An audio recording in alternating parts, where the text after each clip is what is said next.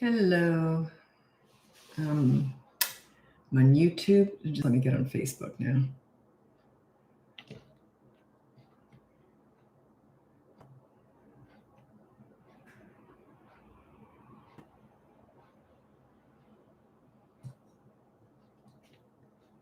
Okay. Alrighty. Here we go.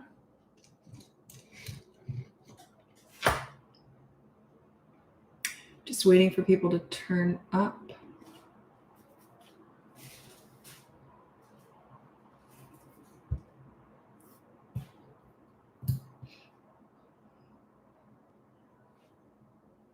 Hello. While we're waiting, I'd love to know where you're from. I'm here in Vancouver, Canada. So where are you from? I feel like I should be saying something right now. No. I don't know why. I feel like I'm missing something here. I'm on YouTube and Facebook. Yeah, okay. Just waiting for everyone to turn up.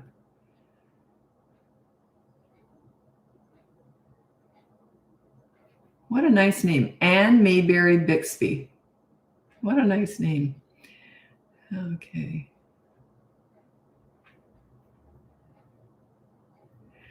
So I'm just reading your names. Anyway, I'd love to know where you're from. I'm here in Vancouver, Canada. So where are you from? By the way, if you see me, and I see this a lot when I'm walking along, because most of my clients are overseas and that, or in the United States. I'm here in Canada. But I can tell when someone's recognized me, and I'll tell you, or I don't know exactly what they're doing. They just see me on the street and they go like this. And they just get this really awkward eye lock. It's really awkward. Now, this is what I'm thinking. I'm thinking either you recognize me from online or I have a booger hanging out of my nose. Can you please just come up and say hi? So I don't think I got a booger hanging out of my nose. Like, I'm quite friendly. I know I've got a real leave me alone kind of face because I live in the city and I'm walking fast, but I'm always friendly if you come up and say hi, I recognize you. Or are you that parenting lady? But yeah, it's really funny when someone locks eyes like that. It's always awkward. Northern Virginia, USA, Northern. Well, I know where Virginia is. Pennsylvania. Why are you saying USA? I know where that is. That's funny because two of you did that. Usually people just say Virginia, Pennsylvania. I probably know every single state. Middle Tennessee. Lubbock, Texas. I just like saying that. Lubbock, Texas. Western New York, Texas, Ontario, Canada. Hello, Canadian. Winnipeg, Manitoba. Oh, you've probably been here before, I think. My mother was from Winnipeg. She hated it because they grew up in poverty and they didn't have any heat in Winnipeg back in the 20s. Can you imagine? New Zealand, Christchurch. We used to ski in Queenstown because we lived in Australia. That's where my kids were raised. Southeast Georgia. Welcome. South Carolina. Grant County, Oklahoma. Grant County. Oh, that sounds neat. Maryland. Okay. Central California. Well, what's that? What's Central California? I know San Francisco's Northern California. And is it Santa Monica or San Diego, Southern California? What's Central California? Just curious. Southwest Michigan, Wisconsin. Okay, let's get going with West Palm Beach, Florida. Let's get going with the live. My name's Lisa. I'm a parenting coach. Welcome if you're new. Welcome back if you're not new. If you go on the link above, you can see my free behavior board, my mini toddler courses, my big boot camp courses. I have 2 of them now, one for toddlers, one for older kids. Or you can look into coaching. I do have a wait list, but I'm taking on some new clients right now. And I'm mixing up the ages. So anyway. Okay, so let's get going with your questions. One of my clients, God, I love coaching. It's my favorite thing to do. This is just one reason why. This client said to me, I don't feel like you're a parenting coach. I feel like you're my friend. Oh, is that sweet? Oh, God, I love coaching. Because everyone's like my kid's age. Whenever I'm coaching people, I'm like, feel like I'm mothering you. So, yeah, I love coaching. Michigan. Welcome, Michigan. Okay. Okay, now Connecticut, Thule, I'm saying that wrong, Utah. Tool, is it just Tool? Utah. Cleveland, Ohio. Welcome. Okay, that's on YouTube. Okay, do you have a behavior board for preteens or just toddlers? I don't have a behavior board for toddlers. Toddlers are under 3. It starts at the age of 3, and you can use that with adults. Go 3 to 103. It's just an accountability chart. There's a rule and a consequence for everybody, and the parents are on there too. Hi, Pennsylvania. Delaware, hello. Yeah, it starts at the age of 3. Toddlers are, okay, I'm going to read out my top 5 tips for parenting toddlers. Toddlers basically don't have impulse control. They don't stop and think before they act, which is what the behavior board requires. The ability to stop and think before they act. Doesn't mean they're going to do it, but it means they can learn to stop and think before they act. Okay. These are my top 5 tips for parenting toddlers. Number 1, hi, Wyoming. Number 1, Central Vancouver Island, Cam. I almost 6 years. Okay. Just I saw Vancouver in there, so cut my eye. Okay. Focus. Top 5 tips for parenting toddlers. Number 1, childproof your home so you never have to say no. Number 2, set up a toy rotation system so they're never bored. Number 3, when you want to connect with a toddler, you do so in their world, not yours. You don't take them to the nail salon with you. You go to the park and roll down the hill. They just start to look at you differently. Number 4 is when you want to discipline a toddler, you do so in their world also. They're not about words. They're about consistent corrective actions. So if they do something naughty and you're trying to, by the way, pick your battles with toddlers. Don't try and connect everything in one, or correct everything in one day. Just pick your battles and say, I'm going to correct this week. So if they do something naughty, you say no, and you use consistent corrective actions. You either remove them from the fun or remove the fun from them. Sorry, I live downtown. Sirens. They'll eventually learn. It takes them like 50 to 100 times of this before they actually learn. And then number 5 is stop trying to figure them out. Toddlers are not figure-outable. They're brand new, fresh human beings. They're just forming. They've got one marble and some tumbleweed floating around in there, okay? They're cute as a button, but they're all feet, no brains. Felt like I was going to say something else. No, never mind. Okay.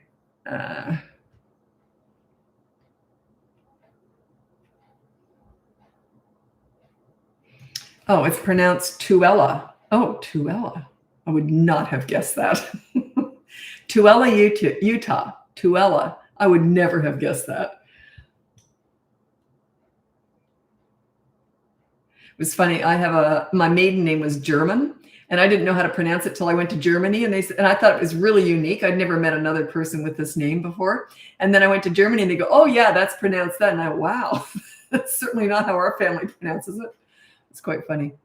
Okay, so let's get going with your questions. I like to mix them up with ages, and also I like to throw my own smattering of information in there. So I'm not just responding to disciplinary questions, because that's not what I'm all about. I'm more about connecting with your kids, setting yourself up as a leader. Leader's discipline, but that's secondary. Number 1, you want to connect with your kids, form that bond with them.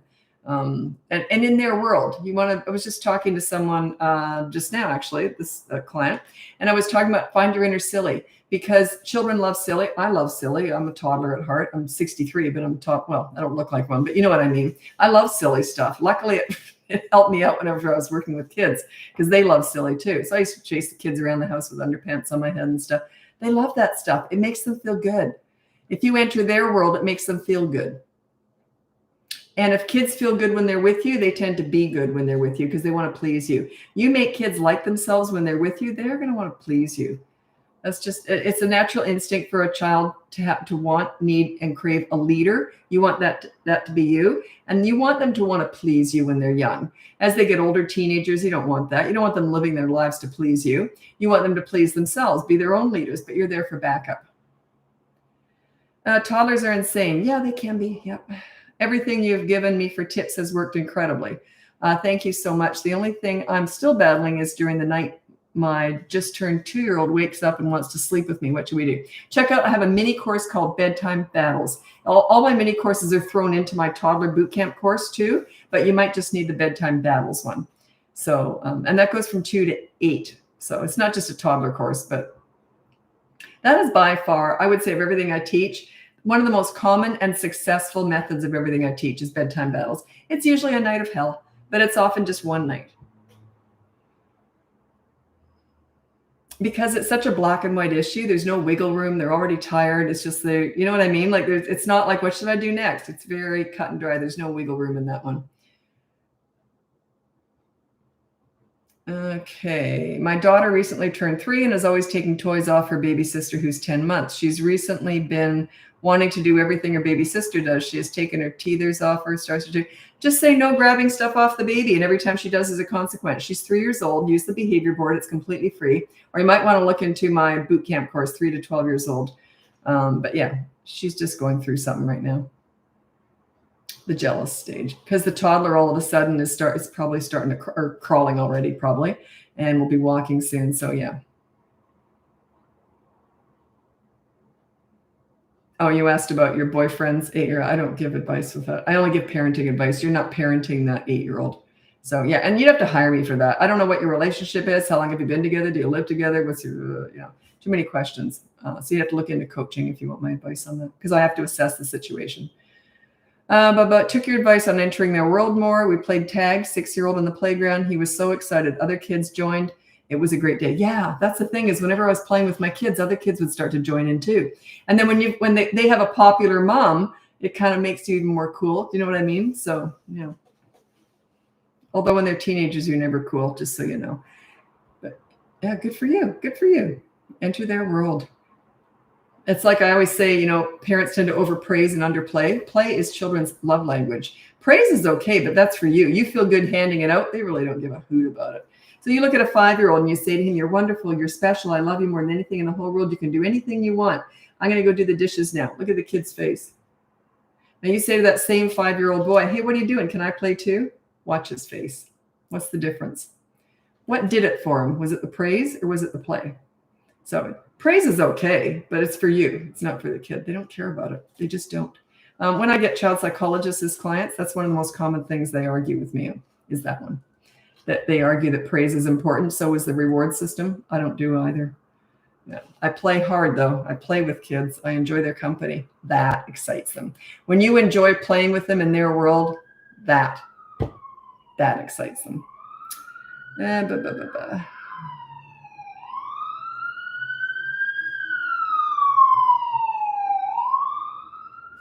Any advice on potty training? Okay, I do have a potty training course. It's called Potty Party, and it's one of my mini courses. You might want to check it out. It's on YouTube here that they're asking. It's in my description. And by the way, the best place to watch these lives is on YouTube, because I've only got I think 15,000 followers on there, whereas I've got 1.5 million across the social media ones. So I don't get to all the questions, but I usually get to all the questions on YouTube. Doesn't mean I'm going to answer them, because I like to mix up the ages. And that's where I'm on the whole time. And I'm on YouTube the whole time. That's where all my lives are saved. And I flip from Facebook to Instagram to TikTok while I'm on YouTube.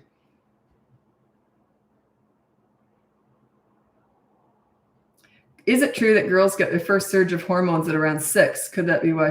Yeah. I don't know. I'm not a doctor. I have my opinions on that. But it could be. But also she could just be 6 years old and start to exercise her power. So yeah, I don't know. I'm not a doctor. So I think the youngest I ever heard of a child getting their period that I worked with a kid, I think she was quite young. She was about that age. But I'm not a doctor. I can't comment on that.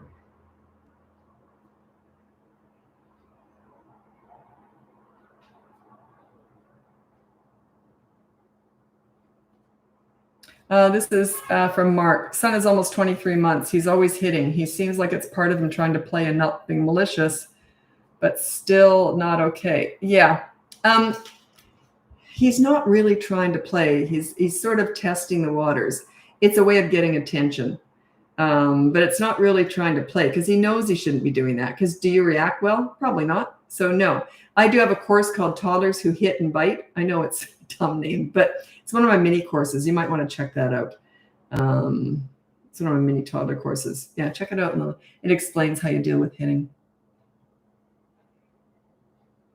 And there's 4 things that kids are born to do or they're never going to do.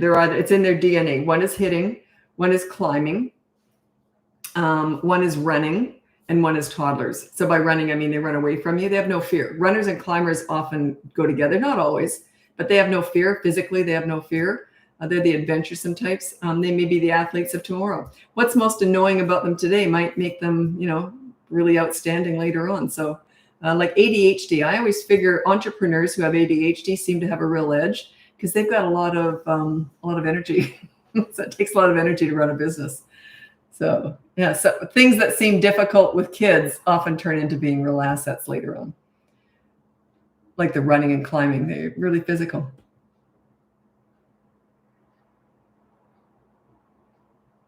Where can I find the course? Everything I have is in the link above. And I have the free behavior board, that is completely free, the mini toddler courses, the big boot camp courses, and then coaching.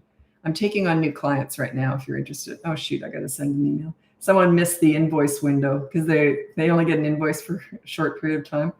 So I got to send that again.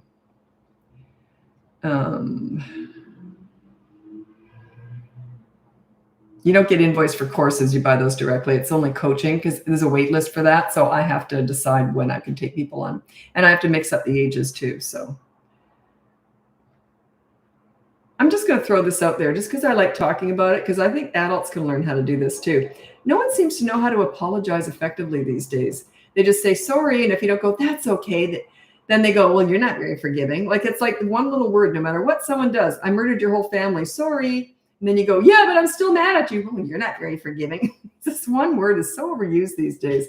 Anyway, obviously, I hate the word sorry. It doesn't mean anything to me unless it's backed up by this other stuff. There's 4 steps to a good apology. Teach this to your kids, and it's something that you can use in your life too, with adults. So number 1 is say you're sorry. I don't really care about it. It just starts the ball rolling. Number 2 is you take full responsibility. Say it was all my fault. I shouldn't have done that. Don't say if you hadn't have done that, I wouldn't have done it. And then number 3 is make amends. What can I do to make it up to you? Okay, do something, offer something if they don't come up with anything. It's no big deal. There's no shame in making mistakes, but be accountable for them. That's what I'm all about. I'm about accountability. Be self-aware of it, make mistakes and make up for them. And number 4 is don't keep repeating it. Don't keep doing the same thing over and over again. That apology meant nothing.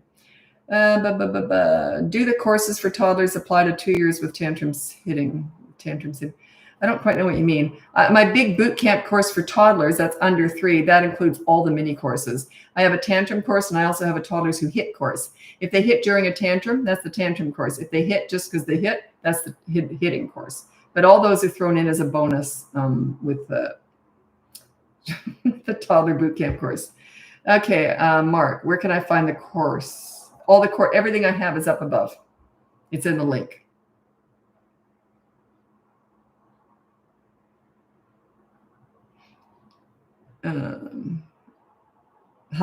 Just as you were answering, my thumbs flipped you off the screen. Thank goodness for you have playback on here. I did something stupid. I deleted all the cookies on my computer today.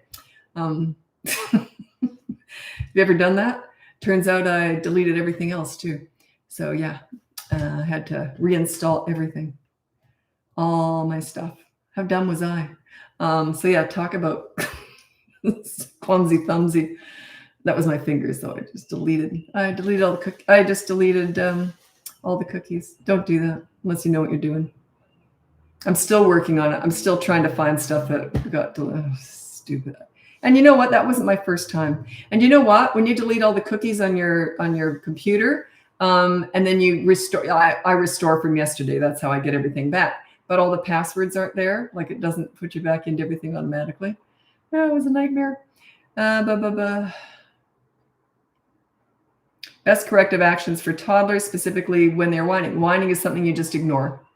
Yeah, there's no action for whining. Whining's more in the attitude department. We never address attitude. That takes care of itself once you're a leader. But plus, they're just little toddlers. They're not going to learn everything right away. I'm on Facebook, so there's no link on the video. I'll check YouTube. Thank you. Yeah, there is a link here in Facebook. It must be in my bio because I know there is. I don't do my social media. My daughter does all that. But I know there is something. Oh, you're live. Bless you in your wisdom. Oh, thank you. I'm old. You know the good thing about getting old is you can't see as well, so you can't see the wrinkles that well as you get them. And also wisdom. You can't get that when you're young. I always thought I had it. I was kind of born old, but yeah, wisdom. You kind of get stuff. Wisdom doesn't mean you're smart. You just have wisdom. Because if you haven't lived it, you've seen it. What about 6 and 7-year-olds? I don't know what you mean for that. What about them? I do have a course for them if you're interested, 3 to 12-year-old course, that boot camp course, or you can just use the free behavior board.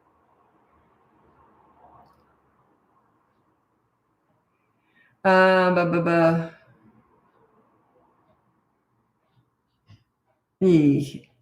Megan Snow. I don't want to comment on that because I don't do any of that. So I'm not saying it's wrong, but it's not my style. So I don't want to comment on that. Because if it works for you, I don't want to criticize it. And it's not that I'm criticizing, it's just not what I do, right? You're sitting here laughing because you just did that. What, you deleted all your cookies? Were you as stupid as I am? Yeah. And then, of course, can you come over and help me? And my daughter's up here fixing everything.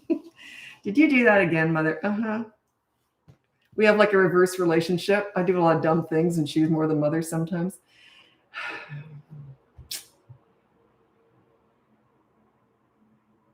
Yeah, it's so interesting. The tantrums came at age 5 and not before that. We are working on that. It's getting better. Tantrums are a result of a temperament. They're born with that temperament.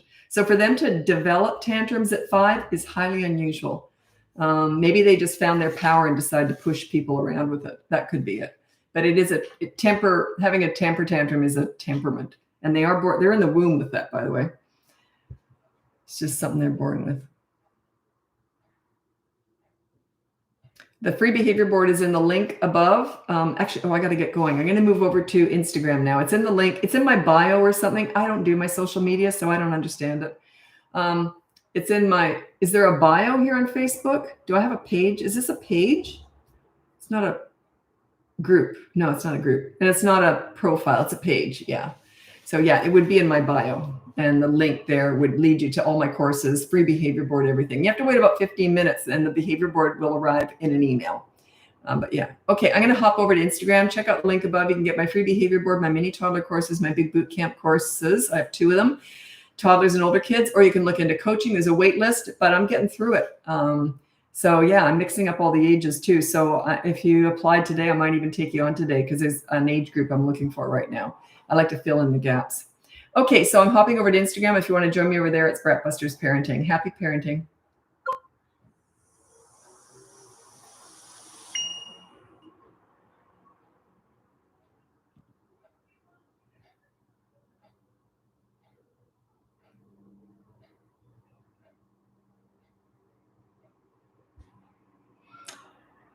Okay.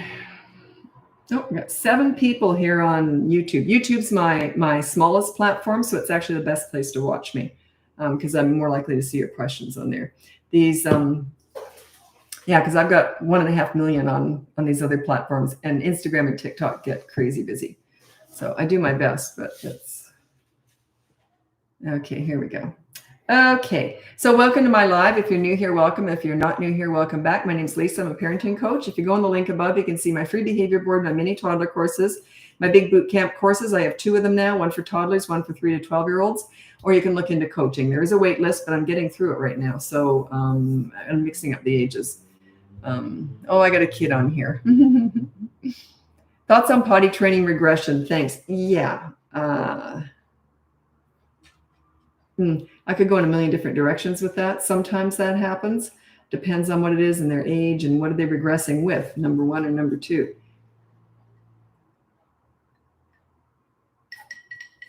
Do you believe in 1-minute timeout? Oh, I hate timeout. Can't stand timeout. I just think it's humiliating and mean. Yeah, I don't do it. Yeah. Spanking and yelling are 2 things that work in the moment, but they backfire big time. You want to avoid them. Yeah, they're just sort of fear-based parenting and means you're out of control. So yeah, work on your leadership and you won't need to yell. I was never yelled at. I never yelled. Leaders never yell. So yeah. 20-month-old tantrum tips, please. Check out my tantrum busting course. That's in the link above. But I'll tell you how basically I handle a tantrum. So I'll just tell them all when it's the fastest one. I've told these stories so many times, I can't hear myself when I'm saying it. So I don't even know if I'm saying it right. It gets that bad after a while. So anyway, this was my son. We were in a mall. It was a very loud, busy mall, so he wasn't disturbing anyone. He was 3 years old, and he only had 1 more tantrum after this, I think. Anyway, we're in the mall. No reason that I could think of. He just decided to have a tantrum. He threw himself on the ground. So I pulled him over against a storefront. And then I just got out my nail file and I'm just ignoring him, filing my nails. So I guess that was calling attention to myself, and it wasn't disturbing anyone because he wasn't that loud actually. But anyway, all these parents kept coming up to me, chatting with me. So, but these young moms kept coming up saying, "Oh, you should give him a hug, talk about his feelings." I'm like, "Oh, good. Keep moving, keep moving." They know what they were talking about. Anyway, and then these grandmothers and moms with older kids kept coming up saying, "Good on you. You know what you're doing." I'm like, "Yeah, I know what I'm doing." You just completely ignore a tantrum. Then as soon as he's finished, I said, "Oh, you all done? Okay, let's go." You never discuss a tantrum before, during, or after. You treat it like it's invisible. You just stand there filing your nails. You're waiting. It's important that they see you waiting, though. You don't go on your phone or anything, or look around. You're sort of like you're just waiting for a bus. And it's important that they know you're waiting for that to end. As soon as it does, "Oh, you all done? Okay, let's go." Never discuss a tantrum before, during, or after. There's no point whatsoever. Don't give it any energy at all.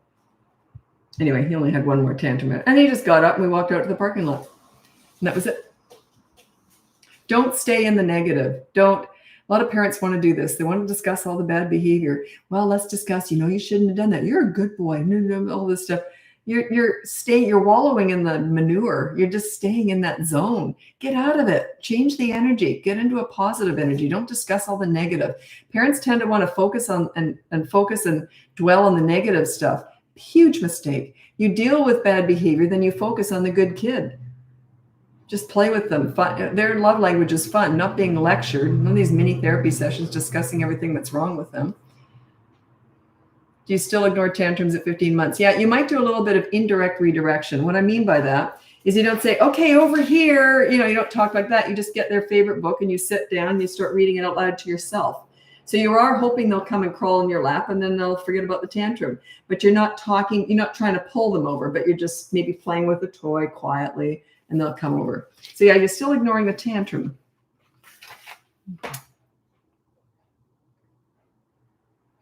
How do you stay out of the negative if daycare says they did X, Y thing, bad things at school? Well, if they're under 3, there's nothing you can do because if you're not there, they're in the moment, they're in the present. Under the age of 3, they have no foresight. They can't think ahead. It's got to be right in the moment. So there's not much you can do.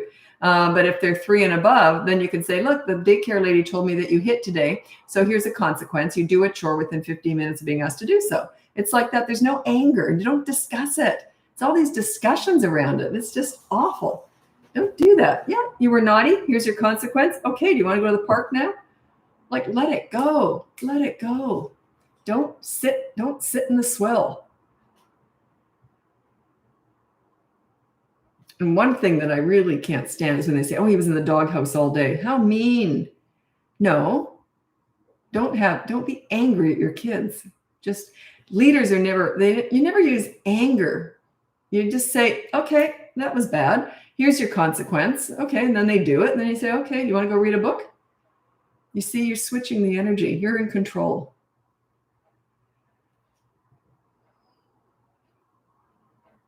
Alternative consequences to timeout. Well, check out my courses above. You might want to check out the boot camp courses, one for toddlers and one for 3 to 12-year-olds. Everything I talk about is the alternative.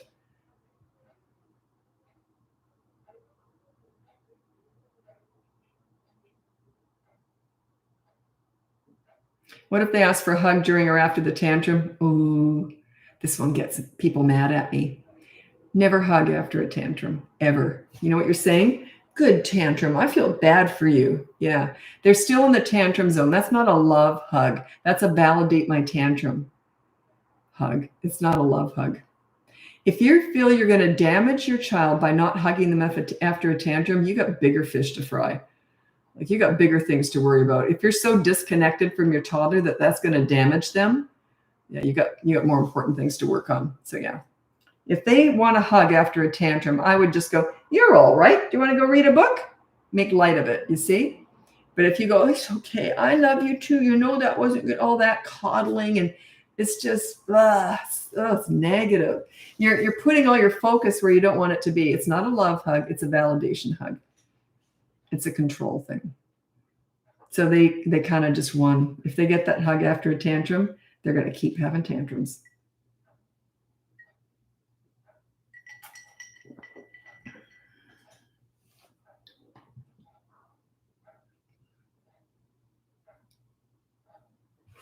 As someone said, and the reason I'm going to read this out is because it's so important. I love your shame/guilt-free method. There should be no shaming or guilt when you're disciplining. It's just, yeah, that was stupid. Here's your consequence. Like big deal. Big deal. We all make mistakes. Yeah, geez, I did something stupid. Here's my consequence. Like, big deal. We're all stupid and dumb and bad sometimes. Like, come on.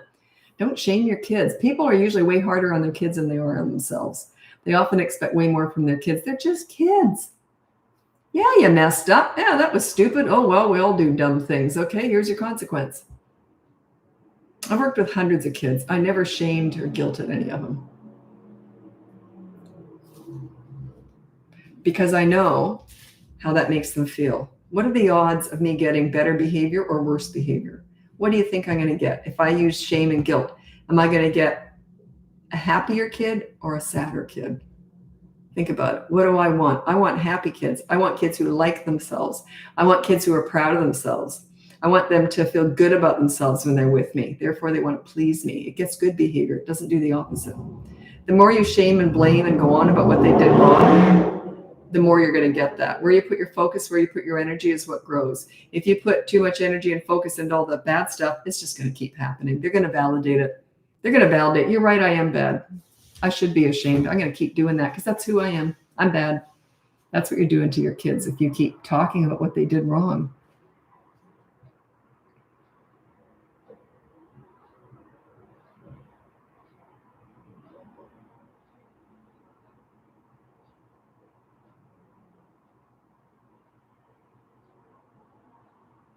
Oh, the reel about hugging during a tantrum. My daughter,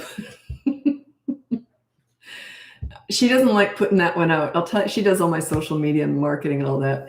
She doesn't like that one because it gets so much hate. And I love that. She did put it up. She put it up on TikTok to test it out. And it got tons of hate. And she said, "Can I take it down, Mom?" And I said, "Yeah, sure. I don't care." But yeah, no, she doesn't like it. I like controversy. I like shaking things up. I'm very confident in what I'm saying. I've been working with kids for 52 years. But yeah, she doesn't like all the hate. I love it because I'm shaking things up. I'm quite okay with people hating what I say. I'm very confident in what I'm saying. So yeah, there's no way you should hug after a tantrum. That's a good tantrum. Can you please have another one? Yeah, that's not a love hug. It's a validation hug. Huge difference. You don't want to validate that tantrum.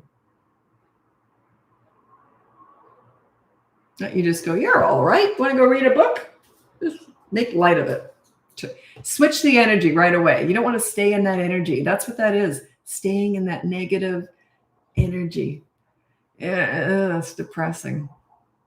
"You're all right. Let's go. Let's go to the park."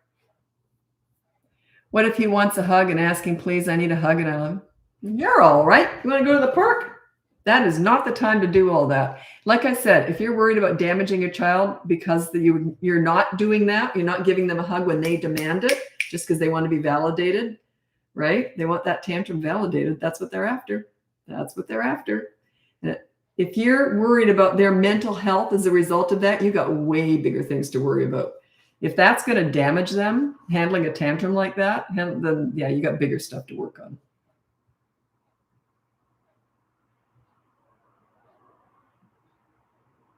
How do you handle food, exercise, and creating a positive mindset about health? That's a tough one for me to talk about. And I'll tell you why. For one thing, I'm not a nutritionist. I used to teach fitness, but I'm not a nutritionist. It's a hard thing for me to talk about because it's always going to come across as judgmental because of what I did. I made everything from scratch. We had no junk food in the house, and I worked out every day. So my kids kind of got that same mentality because they saw me doing that. And so yeah, but I'm not judging you if you don't do that. You see what I mean? Just do the best you can. Set an example. They're not listening to you, they're watching you. So like my kids ate their broccoli because they knew there was no ice cream in the freezer waiting for them. And I did do a lot of I made everything from scratch. God, I hate cooking. But anyway, I did it. And but yeah, so I was a bit over the top with all that, but I enjoy it. So not cooking, but I enjoy being healthy. It's not for everybody. What I mean is that extent of it. It's not for everybody. So yeah, they're watching you. They're not listening to you. They're watching you. So if you're I remember my daughter, she wasn't really into fitness at this point, but I remember think she was like a tween, and I thought, okay, that's it. I'm going to get her into a good more like a ritual with fitness. So I got her up early every single morning, right in the middle of winter and everything. And I remember we were fostering dogs at the time, so they'd be dragged along too. If they were little, we'd carry them. And so we'd go out for an early morning walk, and we had this it was called Heart Attack Hill, and it was brutal. So we do that every morning. And so it's a ritual. Don't talk about it. Get out and do it. Bring them along. Drag them along. So yeah, now we both work out every day. My son's a new father, so it's harder for him, but he has a gym in his garage. He works out a lot. So yeah, they're watching you though. They're not listening. They're watching.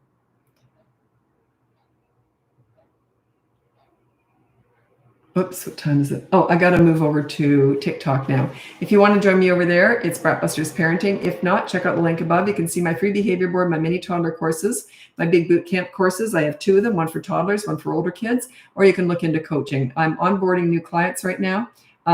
There's a wait list, but I have to mix up the ages because otherwise I'd go crazy. If I just had nothing but parents of 2-year-olds or nothing but parents of 17-year-olds, I like to mix it up. So anyway, check that out if you're interested in coaching. Now, what was I going to say? Yeah, I'm going over to TikTok. I'm on YouTube the whole time. That's where all my lives are saved. So happy parenting. Bye now.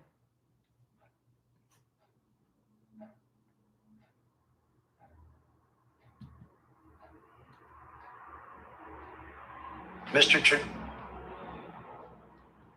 not my fault. TikTok plays ads now. I'm going to turn it on. Didn't used to. It's been about 6 months now.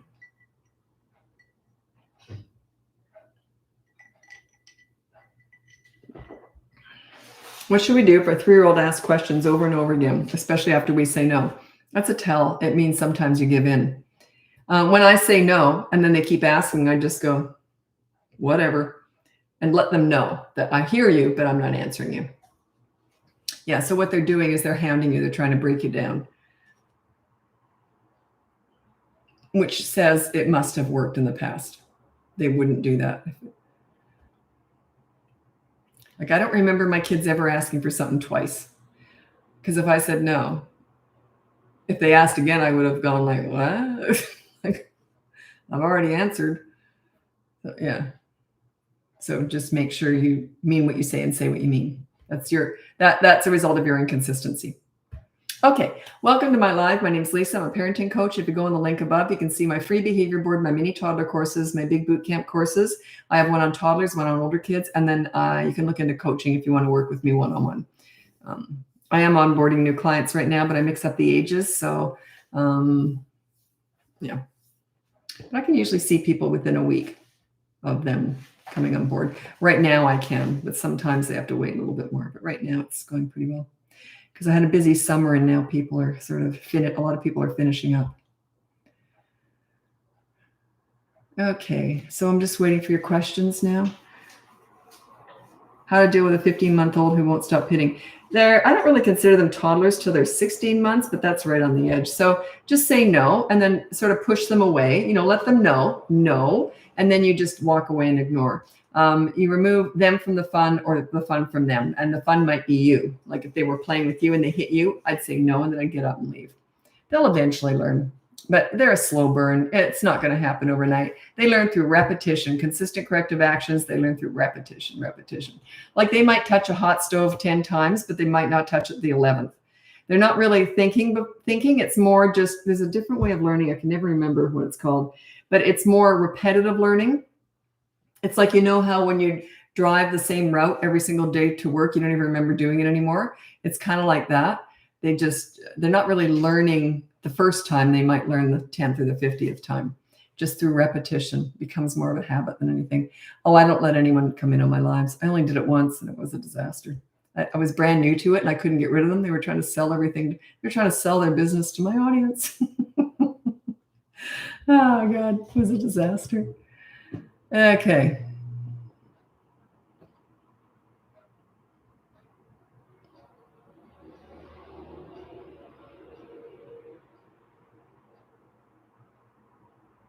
You got to put down the ages. I can't answer without an age.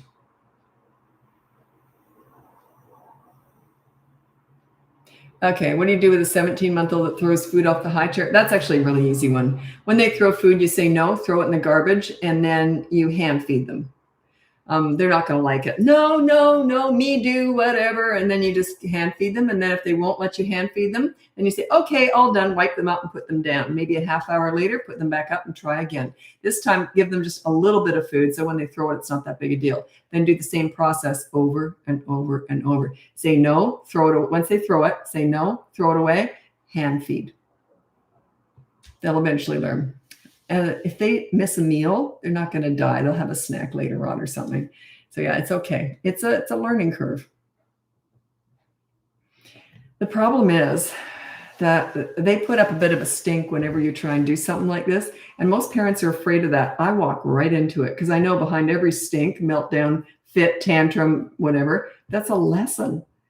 That's them learning. They're going to have a fit. That is them learning. You got to be willing to walk into the storm. Everyone wants the rainbow, but they don't want to go through the storm. There is no rainbow without a storm. You got to go through it. So yeah, to me, it's like, great. You have a tantrum, have a fit. That's great. That means you're learning.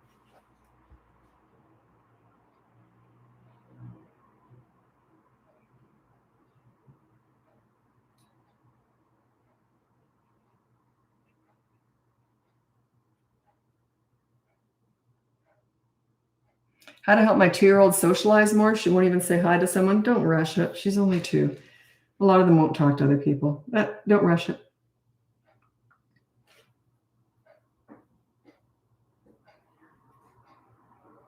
I would have liked to have answered that, Jessica, on YouTube, but I don't know the age. You didn't put the age down. Okay.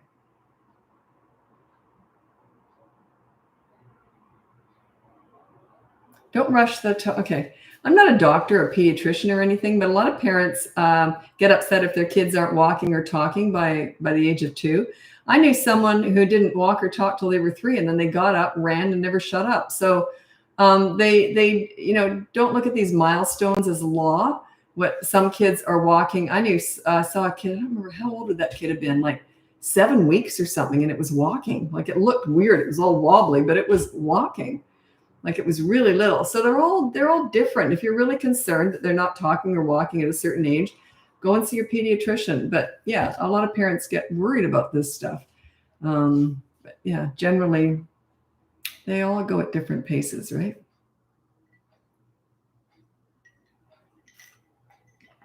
Do you work with early 20s? Generally not. The reason is they have to be living with you and financially dependent upon you.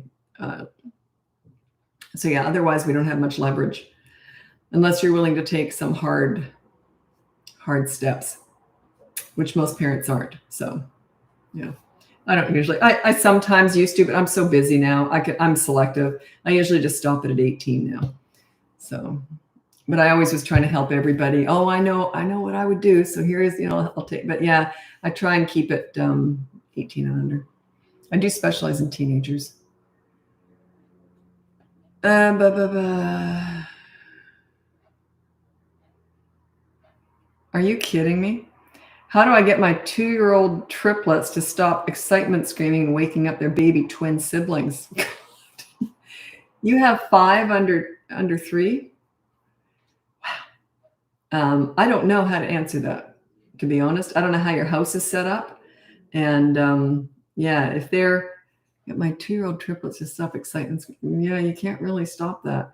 It's just the nasty time physically. It's exhausting when you've got 2-year-olds and babies. So yeah, I think you just got to suffer through it. Maybe wear earplugs. And if your twins are, I guess if your twins are screaming, you can't. Wow, you got 5 under 3. Wow. 5 under 2.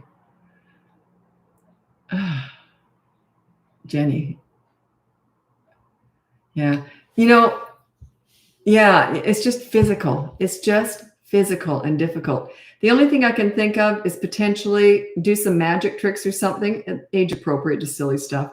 And it keeps their interest, and then give them whatever you're doing the magic with. And it's because if you do something where they're watching you and there's a sense of wonder, they're more likely to be quiet. I used to use magic a lot with little ones.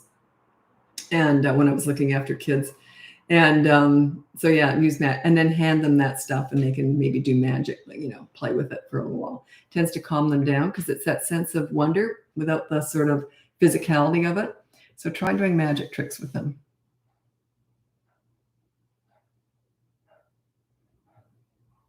But even then,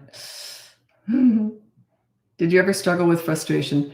I probably did, but nothing big enough that I would remember. I remember thinking, God, parenting's so much easier than I thought it was going to be, because I got respect when they were little, and then I kind of sailed right through the teen years. So maintaining respect's easy. Getting it's hard work if you're starting later. The older they are, it's more hard work to get respect. But I don't remember a lot of frustration, no, because I had a lot of experience with kids. I started volunteering in daycare centers when I was 11. So, and I was always kind of good at it. And they used to ask me, how do you do that? They always want to play with you, but they respect you. And I didn't know how to, I was a leader. I kind of always knew how to do this. I didn't have a lot of, like, I never yelled or anything. I used a lot of humor with my kids, a lot of sarcasm. Whoo, that was an interesting choice that you just made there. Oh, sorry, Mom. It's more like that. Does your course focus on building respect? It focuses on building connection. And you got to be mutual respect. You give respect to get it. Don't just expect to be handed respect with your kids. That's ridiculous. You got to earn it. You got to work for that. So yeah, it's mutual respect, but mostly it's about bonding with your kids. Like coaching is a little bit of discipline. Yeah, but it's mostly how to connect and bond with your kids, how to make them feel good about themselves with you. Never focusing on the bad stuff, but focusing on the good kids, focusing on connecting and bonding with them. That is 99.9% of what I do.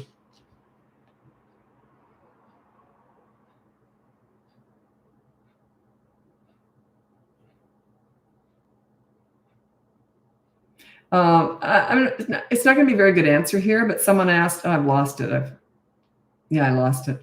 Anyway, someone asked about transitions with kids, with toddlers. So transitioning from one house to another, from one school, for going into daycare and all that. Transitions are difficult. Change is difficult for all of us. So it's not always going to be smooth and easy. You can't prep them for stuff. It's like when people say, how do I prep my 2-year-old for a newborn coming into the house? How on earth can you prepare them for what's going to happen? So it's just, transitions can often be bumpy. You just got to go through it, stay as calm as possible, and just go through it. Allow them to get all excited and worked up and frustrated and all that, but you just stay calm. Remember, they're not listening to you, they're watching you. If you get all upset and you enter their energy, it's big trouble. I always say, let them swirl around in the manure while you sit in the flower bed. Wait till they come and join you. Don't go in the manure with them. When they're all upset and mad and screaming and yelling, let it go. You're just sitting there waiting. Okay, let them join you. My mom was brilliant at that. I used to call it energy shifting. What she would do was, if I was acting out or just acting stupid or whining or something, and she'd just say, oh, okay, so I'm going to go bake a cake. Do you want to join me? And I'd go, oh, okay. Like, I was embarrassed because I idolized my mother. And if I just felt like she completely just cut me off. So she didn't criticize me or really discipline. It was just shifting the energy. Yeah, okay. So it gave my idiot actions or words, it gave them no merit whatsoever. Okay, I'm going to go bake a cake. You want to join me? Okay. See, it's energy shifting. So don't join them. If they get all upset, just stay calm. Wait till they join you. I'm horrible at analogies. They're swallowing around in manure. You're in flour. You get the idea, though. You don't react to them. Let them react to you. You stay in the high road, the flower bed. Let them swill around in the manure, the low road, whatever. They'll eventually join you. But once they do, don't discuss the low road. Don't get into these discussions about the bad behavior. It's a huge mistake. You deal with bad behavior, but you don't focus on it. Oh, that was bad. Okay, here's your consequence. Now, do you want to go to the park? Okay. MMK, but your arm workout? What does that mean? Okay. 3-year-old that's terrified of public bathrooms. I can relate. I hate them too. You know what it usually is the loud flush. Although in Australia, where I raised my kids, the normal, like, bathrooms at home, residential toilets, they were like public toilets. God, they flushed down a bath towel. Those things were powerful. When we first moved to Canada, I said to my kids, now the toilets in North America are like this. So over there, they're like, they suck it all in. And there's no water in the bowl, really. I don't know how it does it. Anyway, so yeah, What was my point with that? It's usually the loud flushing that scares them. So maybe let them out of the stall and say, I'm going to flush, plug your ears.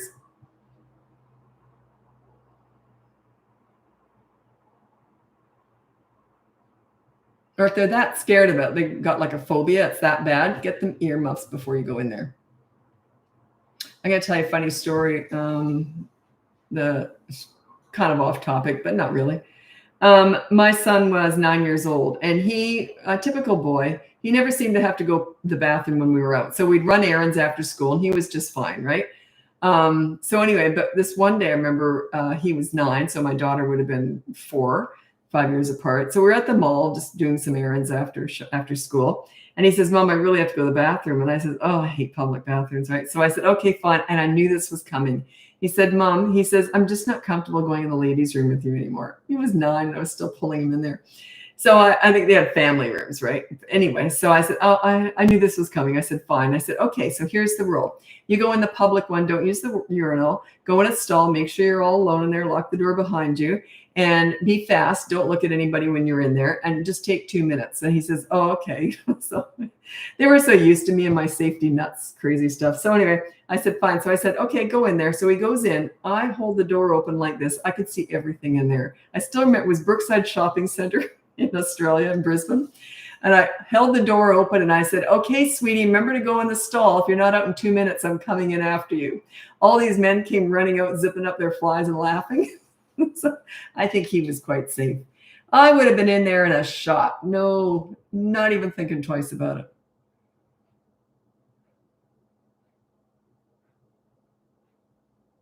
Was he embarrassed? He was used to me.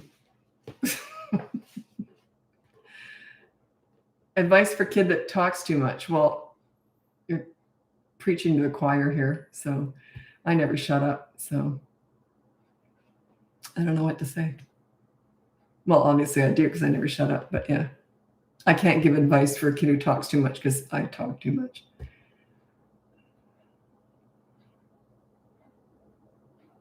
Advice for ditching the pacifier for sleep, 2 years old. It's either they've got one or they haven't. I don't think they can have it sometimes. You said just for sleep you want to ditch it. Just say, here, they're all going to go in a bag, and then make a big show out of dropping them off at the dumpster the next time you're in the car with them so they know they're gone. And then just go through a really rough day or two or night or two. They'll eventually get over it. My son was addicted to it. He was 18 months old. We had just come back from Canada. We used to live in Australia. And I thought, that's it, I'm getting rid of them. Because I wasn't going to get rid of them before we went to Canada. Because there's no way I would have an 18-month-old on a plane and with no dummy. Like, there's no way. So, and then we got home. I had jet lag. It was the day after we got home. I had jet lag. And I decided that's it, I'm going to take the dummies away from him. So I showed him, you're a big boy now. We're going to put them in here. And you said you feel so bad. I'm going to address that in a second. Anyway, so I said, okay, we're going to put them all in here. And then we put them out in the dumpster out in the garage. And he knew when I said something, it was going to happen. So he kind of knew that they were gone. But then I thought, oh, what have I just done? I got jet lag. Now I'm doing this with an idiot. So anyway, and then he never asked for it once, not once. Every so often he'd go like this, looking for it. And then he'd look over at me and I'd look away instantly. There's no way I was going to get eye contact. Not one problem. And now he had tantrums, but he never had one tantrum or anything. I don't know what happened there. I think I just lucked out with that. But anyway, what did someone say? Oh, I'm here in BC. What did someone say? I thought oh, you said you feel guilty. What was that about? Oh, you feel so bad. You know what? You feel bad if you have to potty train them too. Like, transitions are just difficult. They have to give up baby stuff. They have to learn how to poop and pee on a toilet. They have to learn how not to suck on a dummy when they're 18 years old. There's just certain painful things about growing up, and that's one of them. So yeah, don't feel bad about progressing your child along in life, okay? They're going to go through transitions. They're not going to like it. But yeah, don't feel bad about doing the right thing, And play with them more. Like I remember with my son, we were outside, and and I had the sprinkler going. So I kept him really busy. Also, I bought him sippy cups to replace the dummies with. So we had these new sippy cups that he had. So yeah, I was keeping him busy, and I got him something new. He drank. Oh God, he drank so much because he was so used to sucking on the dummy. He ended up just sucking on the straw. So he was going through water after water. That kid peed so much that day, and I used cloth nappies. So, oh, geez, the whole clothesline was full of nappies that day. A nappy, sorry, that's in Australia as a diaper. All my baby terms are Australian because that's where I raised my kids. So.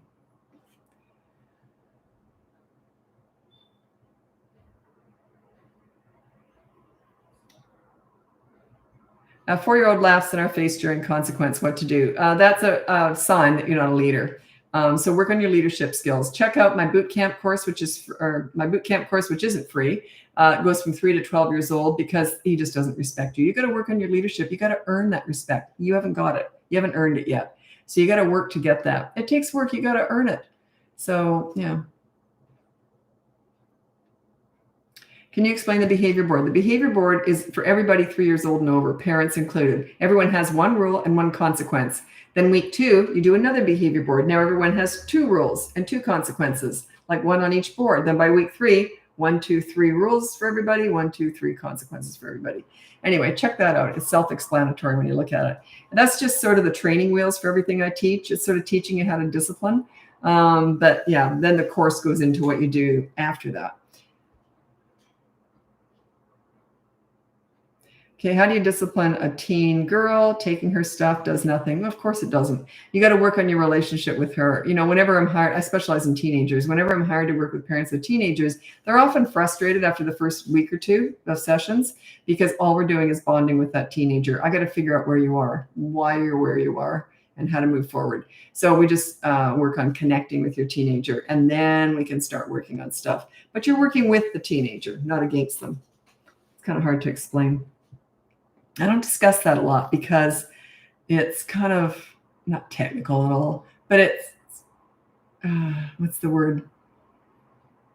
I never know how to just explain how you deal with teenagers because it's so different with each family. I will come up with a course one day. I'll figure out how to make it more general. But yeah, teenagers, they're not stupid. You know, I think parents they just don't adjust to teen years. Anyway, it's my favorite age. I'm going to read out my top 4 tips for parenting teenagers. Number 1 is you listen to understand and show empathy. You don't listen to gather information to lecture with, or they will shut you out. If they want your advice, they'll ask for it. They already know it anyway. Number 2 is you negotiate as much as possible. Hey, I want your dirty clothes in the hamper. What do you want from me? Negotiate. Reciprocity, right? You're building trust, respect, all that. Number 3 is don't sweat the small stuff. If your teenager does something stupid and it's not a big deal, you say, well, that was stupid. Do you want to hear what I did when I was your age? And laugh it off. Or do you want to hear what I did this morning? And laugh it off. It's okay to not be perfect. You're not perfect. Why do you expect your teenager to be? I know they're not perfect. I get it. Anyway, number 4 is don't leverage the good times to discuss the bad times. I go through this a lot in coaching. I'll get parents connecting with their teenager. They'll actually be out, go to a movie or do something fun with them, go-karting. And they've never really done that. They never really connected with them. So I'll get them there and I say, you do not discuss anything that's bothering you about them at all. You do not leverage the good times to talk about the bad times. Every so often a parent will. And then, because I always say, they're going to tell you to F off and they're going to take off on you. So if you say, he said, I'm so glad that we're go-karting. This is fun because the last 2 years with you have been hell. Something like that. And then you can't figure out why they flip the bird and take off on you. Yeah. So don't wreck all that good work we've done. So don't leverage the good times to discuss the bad times. When's a good time to talk about the bad times? There is none. What's the point? What's the point in discussing their bad behavior? I know it's revenge from you. You spite. You want to get it out of your system. It's never going to be a good thing. The payback is when they're older and they have teenagers and you can sit back and watch the show. And they say to you, oh, you won't believe how disrespectful they are towards me. Oh, that's a shame. That's the revenge, but it's a slow burn. You got to wait for that. What are some signs that you're a leader as a parent? Kids with high self-esteem, pride, and confidence.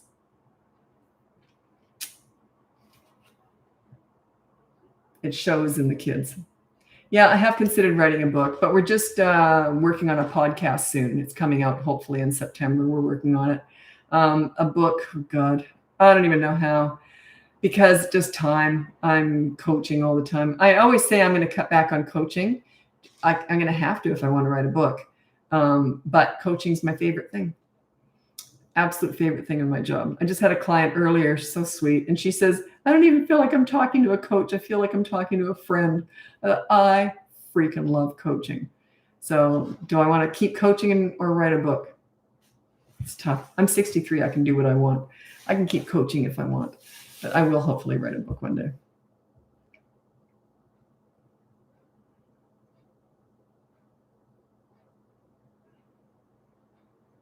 I think the reason I love coaching so much is parenting was the most fun I ever had in my life. I loved it. It was just laughing and fun because I was a leader, so I didn't have to discipline or anything. Anyway, and coaching is a way of mothering all my clients. So I'm still got that maternal stuff. I'm still getting it out of my system. So I think that's why I love it so much. I feel like I'm mothering all my clients. Oh, and check out my daughter's posted a questionnaire on Instagram for the podcast. So she put it out. She does all my marketing and all that. So check that out. If you want your questions answered in a podcast, they will be niche podcasts, like topic. Each podcast will have a specific topic. So that's what'll be good about them. I didn't quite understand the point in a podcast when I'm doing this all the time. My daughter said it's because they'll be niche. You'll just say, well, this podcast is about this. We'll just do one on tantrums. We'll just do one on how to deal with a teenager who's starting to drink and do drugs and all that stuff. So we'll just do stuff like that. So I'm looking forward to it. Anyway, thanks so much. I got to get going. Check out the link above. You can see my free behavior board, my mini toddler courses, my big boot camp courses. I have 2 of them now, one for toddlers, one for older kids. And you can look into coaching. I am onboarding new clients right now, but I'm mixing up the ages. So if I don't get to you, it's just because I've already got so many teenagers or whatever, or toddlers, whatever. Okay, so thanks so much for joining me. And I'll be back again tomorrow for my regularly scheduled live. Take care. Bye now.